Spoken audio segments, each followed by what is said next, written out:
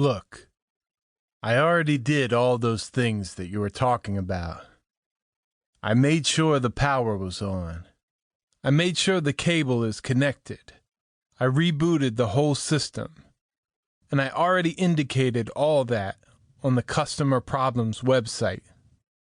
None of it worked. That's why I'm calling you at Customer Assistance. No need to get testy, Mallory replied. I've been waiting on the line for 20 minutes. Let me put you on hold while I check your billing status. No, wait. Mallory clicked him off. He smiled to himself. His customer would now have to listen to a recording repeatedly telling him to hold while the unicast cable company checked his account information. Mallory had no intention of checking the customer's account information, but he was now free to visit the break room for as long as he liked. He congratulated himself for not being a slave to the phone or to his idiot customers, and for striking another blow against Algonquin J. Tycoon. Mallory put both palms on his desk, rocked his large solid stomach forward, and at the same time straightened his legs to kick back his roller chair into the cubicle wall behind him.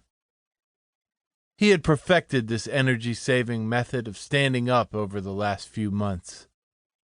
His supervisor didn't seem to care that he had battered a hole through the fabric on his side of the partition.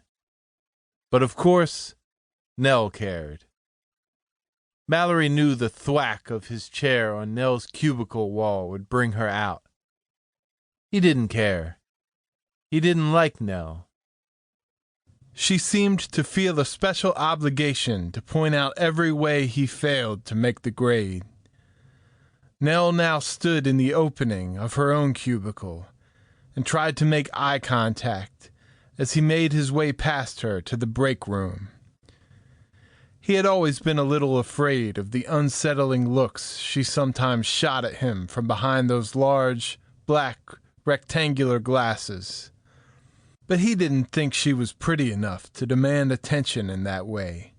He didn't like looking at her round face hiding behind those glasses.